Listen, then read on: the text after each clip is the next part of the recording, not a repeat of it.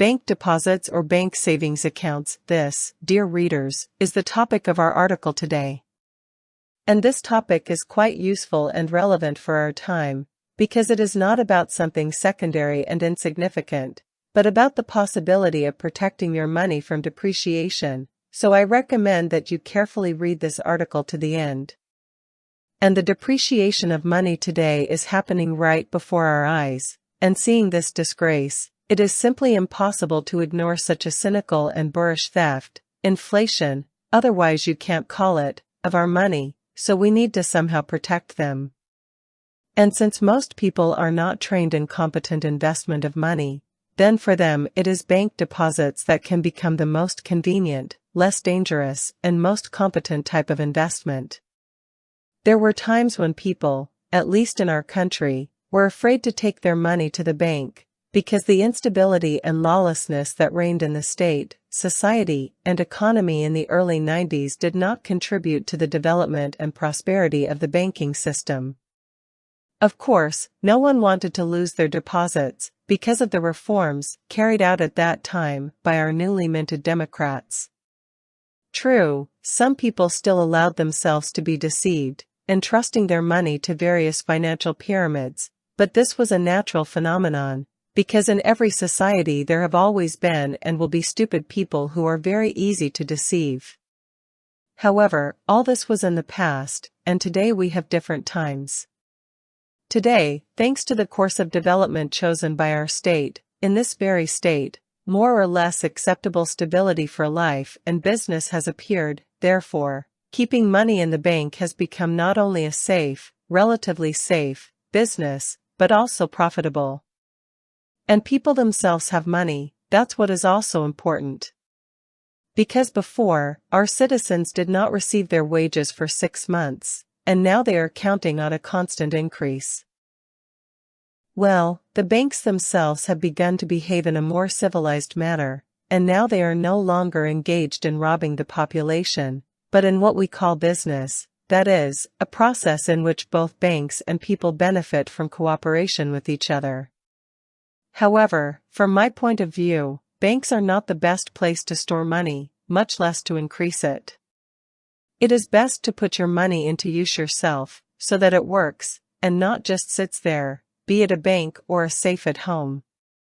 But since, I repeat, most people are not familiar with investing, it is much safer for them to trust their money to a bank rather than invest it in something unfamiliar and incomprehensible. Thanks to bank deposits, people will be able to at least more or less protect their money from inflation. So if you are inclined to save, it is better to work with banks, and preferably with state-owned ones, and not with fly-by-night companies. Types of deposits according to their terms, bank deposits, or bank deposits, are divided into term deposits and on-demand deposits. Demand deposits are deposits that the bank partially or fully returns to the depositor upon his first request. That is, a depositor, has the opportunity to withdraw his money from the account at any time convenient for him. Your funds, kept by you in the bank under such conditions, will be kept in a current or checking account, and when you need them, you will be able to withdraw them. But everything has its price, and in this case, the interest rate on such a deposit will be minimal, on average, somewhere around 0.1 to 1%. This is explained by the fact that the bank does not accept a deposit from you for a certain period, and therefore cannot manage your money as it needs for some time. Thus, without the ability to increase your money by investing it, the bank, of course, will not be able to pay you higher interest on such a deposit, so a demand deposit is not very profitable from this point of view, that is, from the point of view of its profitability. But you have the opportunity to withdraw your money from the bank at any time. This is very convenient, both in cases when you urgently need money, and in the event of an unstable situation in the economy, when the same bank may suddenly go bankrupt. Fixed term deposit, but term deposits will please you with a higher interest rate, the amount of which depends on the amount of the deposit and the duration of the term for which this deposit is placed. In other words, the longer the term and the amount, the higher the interest on such a deposit will be. So if you want to get the maximum income from investing money in a bank, you need to determine for yourself the term for which you are ready to trust the bank with your money. The longer it is, the higher your income will be. The interest rate on term deposits is on average 7 to 12% per annum, and the placement term is from several days to several years. So, as you can see, the interest on such deposits is, in principle, not bad, and they seem to cover inflation, and even seem to bring income to depositors. True, term deposits, as a rule, are characterized by the lack of the ability to replenish such a deposit, as well as the lack of the already mentioned ability to withdraw money at any time when a person may need them. But this is not so important for those people who are going to keep their money in the bank for a long time. High interest rates need to be paid for with time, this is natural. In general, in a stable political and economic situation in the country and the world, it is profitable to make term deposits, but there is still a risk of losing money, because, well, you understand, it is dangerous to trust banks, especially non-state banks. Keep in mind that banks also have compromise solutions for those of you who want to find a middle ground between demand deposits and term deposits, which they, the banks, have come up with to attract clients. In particular, for some types of deposits, there is an opportunity to partially withdraw money, but only on the condition that not all the money will be withdrawn, not below a certain level. Such partial withdrawal of money is also called a debit transaction on the deposit. In this case, all the money cannot be withdrawn, a certain amount of money must remain on the account, which is called the minimum balance. In general, this is a good option, a compromise indeed, especially considering that the interest rate on such deposits is not much different from the interest rate on regular term deposits. You just need to find a bank that offers to invest money on such terms and use its services. In general, high interest rates on some deposits, well, relatively high, let's say, this is what still distinguishes our Russian banks from many foreign banks. But our loans are also more expensive, though. And inflation is higher. In general, it is possible to cooperate with banks, at least for now. In addition to more or less normal interest rates that can partially protect our funds from inflation, we can also note the fairly flexible conditions and developed systems of remote banking services that allow clients of the most advanced banks to ensure stable income growth, and also provide them with the opportunity to promptly manage their savings. In general, if you choose a good bank, or better yet, several banks to put your eggs in different baskets, then you can very conveniently and, most importantly, profitably invest your money in these banks. And having constant access to your account via the internet, you will be able to control it in a certain way and manage it wisely. Deposit currency: you can open a bank deposit in almost any currency in the world. You can keep your money in rubles, euros, US dollars, Japanese yen, Chinese yuan, and other currencies. But ruble deposits are the most popular, if we are talking about Russia. And this is explained by the fact that the interest rate on foreign currency deposits is usually lower than on ruble deposits, which in turn makes them less profitable. However, from my point of view, keeping money in US dollars is somehow calmer than in rubles, because the ruble is not as stable as the dollar. So, despite the fact that the rates on foreign currency deposits are lower, I recommend that you keep a certain amount of money in US dollars, because the US dollar, I am sure, will remain the main reserve currency of the world for a long time. As for other world currencies, at the moment they are all tied to the dollar. And no matter what economists and financiers tell you about the stability and strength of the euro, yuan, or any other currency, without a stable and strong dollar, they are not stable or strong at all. Thus, if you are going to keep money in the bank for a long period of time, then at least 70% of your deposit should consist of American dollars, and 30% of rubles, if you live in Russia. This, my friends, is my personal point of view, suffered for years, with which you can agree or disagree. It's your business. You don't have to take my word for it, just think with your own head. How can a currency dependent on the dollar, and it depends on it, be more reliable than the dollar itself? Behind the dollar is not only the printing press of the U.S. Federal Reserve System and not only a stable political situation in this country, but also a $700 billion military budget, which simply will not allow another currency to become more important than the dollar. And do not look at the fact that today the euro is worth more than the dollar.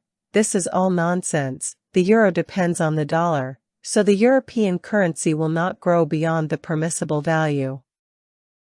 Well, I won't tell you about the ruble. You can see for yourself what pillars, primarily those related to Russia's domestic policy, it rests on. Decide for yourself how reliable these pillars seem to you. But I keep my money in rubles only because I live in Russia, and I still believe in our government. I believe that it wants to make life in the country better, and not only for itself, but also for other people. If I lived in another country, I would not keep my savings in rubles. Only US dollars, and a currency that circulates within the country in which each of us lives. That's what we should keep our money in. I really hope that someday I will be proud of the Russian ruble and it will be profitable for me to keep my savings in rubles, but for now, given the experience of the past and the madness in the economy in the present, I do not trust the ruble. I am afraid to trust it. Here is my position on foreign currency deposits. I think 70% to 30% is a good ratio in favor of the dollar. But if you put your money in the bank for a short time, then it is better to keep it in the currency that is in circulation in the country you live in. But I do not recommend you to go far from dollars. If you have a lot of money, be sure to convert some of it into green paper, and if you go broke, then only together with the largest economy in the world. Multi-currency deposits. I would like to draw your attention, dear readers, to the fact that there are also multi-currency bank deposits, which allow a person, a bank client, to keep their money in the bank simultaneously in several currencies. These are, as a rule, rubles, US dollars, and euros. Such deposits usually also have a minimum balance, and you, at your discretion, have the opportunity to transfer the currency itself to another at the current internal exchange rate of the bank. Such deposits are very convenient during sharp fluctuations in the ruble exchange rate against the dollar and euro, since they allow for a non-cash conversion of funds within the deposit itself, without any restrictions, and what is also very important, without loss of profitability. After all, banks usually do not charge a commission for such conversion. So if some currency is unstable, and you are concerned about your funds, then you can transfer them to a more stable currency in order to reduce your risks. Today, it is very easy to transfer your funds from one currency to another. This can be done using internet banking, provided that the bank in which you open a multi-currency deposit provides such a service. Also, multi-currency deposits are convenient for those people who, due to the nature of their work, often have to deal with currencies of various countries, as well as for those who travel a lot. Interest rates on deposits. Now let's talk in more detail about deposit interest rates. There is also something to think about here. The deposit interest rate can be either fixed or floating. Fixed interest rate. A fixed interest rate is a rate that is set at the very beginning of the deposit agreement. It remains unchanged throughout the entire term of the deposit. Fixed-rate deposits are good because they relieve the depositor of the headache associated with worries about their funds, because theoretically, no shocks in the financial market should affect the profitability of fixed-rate deposits. But this is theoretical. Floating interest rate. But a floating interest rate does not provide any stability of income to depositors, since it depends on market indicators. That is, it depends on the level of the refinancing rate, stock indices, such as the dollar-to-ruble index or the euro-to-dollar index, and other indicators. Nevertheless, in cases with a floating interest rate, banks, as a rule, guarantee a certain minimum percentage, guaranteed percentage, of the deposit yield. So you will not be left without any income at all. But your maximum income can be quite significant. The whole problem, if it can be called a problem at all, associated with a floating interest rate is that it does not allow you to predict the receipt of profit. So here everything depends on whether you are ready to risk for the sake of profit or not. If you are not ready to take risks, then a fixed interest rate is the best option for you. But if you are still ready to take risks for the sake of a good profit, then choose a floating interest rate and hope for the best. Or rather, hope for more, because no one is saying that you will lose all your money by choosing a floating interest rate. It is only about the profitability of your deposit. Deposits with capitalization of interest or compound interest on deposits is the addition of interest to the deposit amount at certain intervals. Interest is accrued on the deposit amount taking into account the interest already accrued in the previous period, that is, interest is accrued on interest. Thus, it turns out that each subsequent accrual of interest becomes greater than the previous accrual and therefore the total yield on the deposit will increase over time. Consequently, capitalization of interest is beneficial to the depositor. The longer the period of keeping money, the higher the profit, but at the same time, the longer the period, the higher the risks, since economic instability in the world and in a particular country can lead to the depositor losing all the money he has invested. And no matter how beautiful this whole thing may look on paper, I mean capitalization of interest, when according to calculations, in 50 to 100 years you can become a very rich person. In fact, such deposits, personally, I consider very risky. Remember how the money in savings books depreciated? Here, learn from history, learn not to make the mistakes that our ancestors made, trusting, you know who, and do not plan to invest money in a bank for 20, 30, 50 years, or even more, with the expectation of making a huge profit in the future. Today, the government in this or that country is stable, but what it will be like tomorrow, no one knows. Profitable deposits, well, now let me sum up the above. It is clear that each deposit is interesting in its own way, profitable in its own way, but not every person may be suitable for this or that deposit. Fixed-term ruble deposits are good because they allow you to receive a relatively good and, in principle, quite stable income. In this case, the longer the term of the bank deposit, the better. If you want to take a risk, then pay attention to bank deposits with a floating rate, which can bring you a very good profit, with a small income on the deposit itself. If you are not chasing big profits, but want to be able to withdraw your money from the deposit at any time, then it makes sense for you to open a demand deposit. Personally, my experience tells me that you always need to have constant access to money if you do not want to lose it. Interest, of course, attracts attention, but I am personally not ready to risk because of them. The thing is, I know how to use money wisely, and that's why bank deposits are of interest to me only to a certain extent.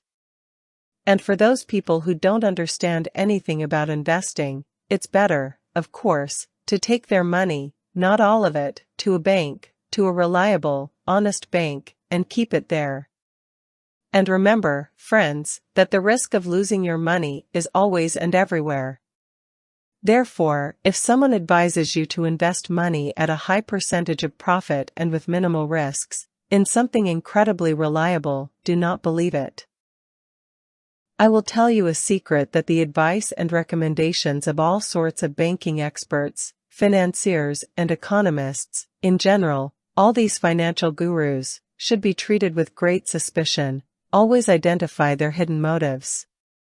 It is important for bankers to push their interests, and for you to push yours, so do not trust them completely and entirely, like a naive eighth grader. Think with your own head, but not with the head of bankers and others there, financiers who are not interested in your enrichment.